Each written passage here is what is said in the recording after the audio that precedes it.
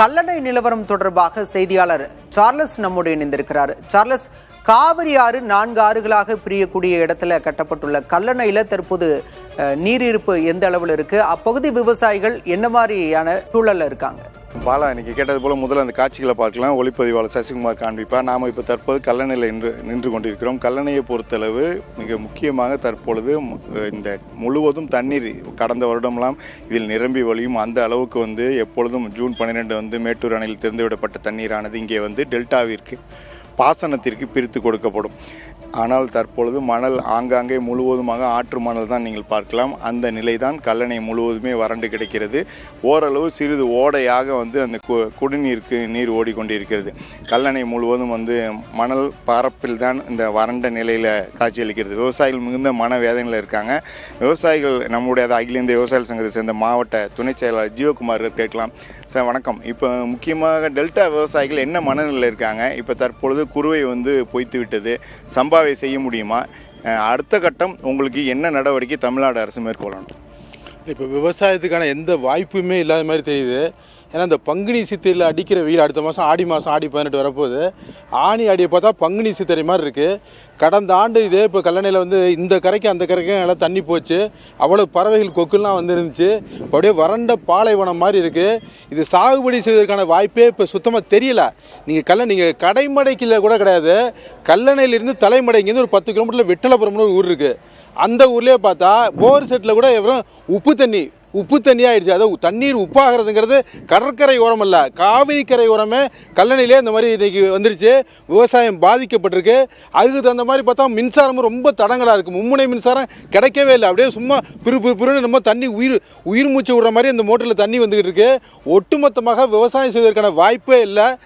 தமிழ்நாடு அரசு குறுவை தொகுப்பு அறிவித்திருக்காங்க. அது எதுவும் பயன் இருக்கா? அதெல்லாம் விவசாயிகள் கிடைச்சிருக்கா? நீங்கள் சொல்கிற போல மும்முனை மின்சாரம் கிடைக்கல. அந்த மோட்டார்களை வைத்து செய்யக்கூடிய குறுவை சாகுபடி செய்யக்கூடிய விவசாயிகள் இப்போ என்ன நினைக்கிறாங்க? இப்போ மோட்டாரை பார்த்து இருந்த முதலும் போச்சு, கையில் இருந்த முதலும் போன சூழ்நிலை தான் விவசாயிகளுக்கு இருக்குது. குறுவை சிறப்பு தொகுப்பு திட்டம் அந்த நிதியெல்லாம் பல பேருக்கு கிடைக்கல. இது இப்போ எங்களுக்கு தேவை இப்போ குடிக்கிற தண்ணியே ஒரு பெரிய பிரச்சனை ஆகிட்டு இருக்கிற சூழ்நிலையில் தமிழ்நாடு அரசாங்கம் இது தீவிரம் காட்டினதில் குறிப்பாக அவங்க இவ்வளோ தூரம் ஏற்கனவே தண்ணி வர மாட்டேங்குது. இப்போ 90 டிஎம்சி 80 டிஎம்சியை தேக்கி வைக்கிற மாதிரி மேகதாது அதுதான் அவங்க பேசிகிட்டு இருக்காங்க. கர்நாடகா அவ்வளோ அந்த விஷயம் சூடாக பேசிகிட்டு இருக்கிறப்ப 2028 தேர்தலை வச்சு ஒரு 20 எம்எல்ஏ 25 எம்எல்ஏ பிடிச்சலான்னு சிவகுமார் அங்கே திட்டம் போட்டுட்டு கிடக்கிறாரு. இங்கே எங்களுக்கு விவசாயத்துக்கு சாகுபடிக்கே தண்ணி இல்லாத ஒரு சூழ்நிலை ஏற்பட்டிருக்கு. நான் என்ன கேட்குறேன், இப்போ தமிழ்நாடு முதலமைச்சர் உடனடியாக விவசாய சங்கங்களுடைய அனைத்து கட்சிகள் கூட இந்த நிலைமையில தீவிரத்தை உணர்ந்துக்கங்க. இந்த நிலைமை ரொம்ப மோசமாக போயிட்டு இருக்கு. இந்த தீவிரத்தை உணர்ந்து அதுக்கான நடவடிக்கைகளை எடுத்து எங்களுக்கு கொடுப்பதற்கான நடவடிக்கைகள் எடுக்கணும். இன்னைக்கு ஏக்கருக்கு ஒரு 50,000, இதெல்லாம் பிச்சை இல்லைங்க. ஏற்கனவே மைசூர் மகாராஜா காலத்திலேயே கர்நாடகா தண்ணி எப்பவுமே தரதில்லை, சரியாக தரமாட்டாங்க. 9 டிஎம்சி இந்த மாதம் வந்திருக்கணும், ஜூன் மாதம் பாதி தான் தந்திருக்காங்க. அடுத்த மாதம் 30 டிஎம்சி வாய்ப்பே இல்லாமல் இருக்குது. அப்போ இந்த மாதிரி இருக்கிறப்ப இவங்க பற்றாக்குறை கால பகிர்வு தண்ணியை கொடுக்கலாம். அதுவும் இல்லை. தண்ணி மானமாக பார்த்து மாலை பொத்துக்கிட்டு ஊற்றுற தண்ணி தான் எங்களுக்கு வந்துச்சே ஒழிய இவங்க தண்ணியே தர்றதில்ல. அதனால் ஒட்டுமொத்தமாக இந்த சீதோஷ்ண நிலையை கிளைமேட்டை வெப்ப தர கொப்பளிக்குது. காவிரி கரையில் நீங்கள் தரையில் காலை வச்சிங்கன்னா கொப்பளிக்குது. அதனால் இந்த தண்ணி அளவும் எங்களுக்கு காலத்தில் மாதம் கொடுக்குற தண்ணி அந்த கிளைமேட்டை மாறி இருக்காது. கர்நாடகத்திட்ட நஷ்டம் வாங்க எங்கே எங்களுக்கு பண்ணுவீங்களோ தெரியாது. ஏன்னா இது எல்லாத்துக்கும் உணவு கொடுக்குற, அமுதம் கொடுக்குற, தானியம் கொடுக்குறது காவிரி கணினிக்கு போன வருஷம் 47 லட்சம் மெட்ரிக் டன் விளைஞ்சிச்சு. இப்போ முக்கியமாக நீங்கள் அதான் சொல்லணும். அடுத்ததாக டெல்டா மாவட்டத்தில் குறுவை சம்பாவனால எவ்வளோ உணவு உற்பத்தி இருக்கும்? ஏன்னா இப்போ அரிசி விலை அடுத்தது குறுவை இல்லைனா சம்பா இல்லைனா உயர்ந்து விடும், மக்கள் பாதிக்கப்படுவாங்க, குடிநீருக்கு கிடைக்காத சூழ்நிலை ஏற்படும். வெறும் டெல்டாவில் மட்டும் விவசாயம் பாதிக்கப்படாது, ஒட்டுமொத்தமாக ஒரு 28 மாவட்டங்களில் இதோட பாதிப்பு இருக்கும். அந்த நிலையில் இப்போ விவசாயிகள் அடுத்த கட்ட நடவடிக்கை என்ன மேற்கொள்ளணும்னு நினைக்கிறாங்க? இப்போ இன்னைக்கு டெல்டாவோட தலைநகர் தஞ்சாவூர்லேயே ஒரு 25 கிலோ 26 கிலோ அரிசி மூட்டை 150 ரூபா விலை ஏறிடுச்சு. சன்னரக அரிசி கிலோவுக்கு 5 ரூபா 10 ரூபா வரைக்கும் ஏறிடுச்சு. அப்போ அரிசி டிமாண்டுங்கிறது இப்போ ஏற்பட்டுருச்சு. இந்த அடிப்படையில் விவசாயிகளை பொறுத்த வரைக்கும் நீங்கள் நீங்கள் நஷ்டஈடு கர்நாடகத்திலே கேளுங்களேன். ஒவ்வொரு விவசாயிக்கும் ஏக்கருக்கு 50,000 ரூபா இழப்பீடு தரணும். வேலையே இல்லாமல் உட்காந்துருக்கிற சூழ்நிலை விவசாய தொழிலாளிக்கு ஏற்பட்டிருக்கு. உடனடியாக நிவாரணம் 25,000 வழங்கணும். இது ஒரு தற்காலிக ஏற்பாடு தான். இது நிரந்தரமான ஏற்பாடாக எங்களுக்கு தண்ணீர் கொடுப்பதற்கான முறையில் ஒரு அழுத்தம் கொடுத்து நமக்கு வர வேண்டிய தண்ணியை வாங்குவதற்கு தமிழ்நாடு அரசு அதுக்கான சட்டப்பூர்வமான நடவடிக்கைகள் எடுக்கணும். அதுக்கு மத்திய அரசு வேடிக்கை பார்க்கக்கூடாது. இல்லை நாங்கள் பட்டினி கிடந்தா எங்கேயோ நடக்கிற விஷயமா அது.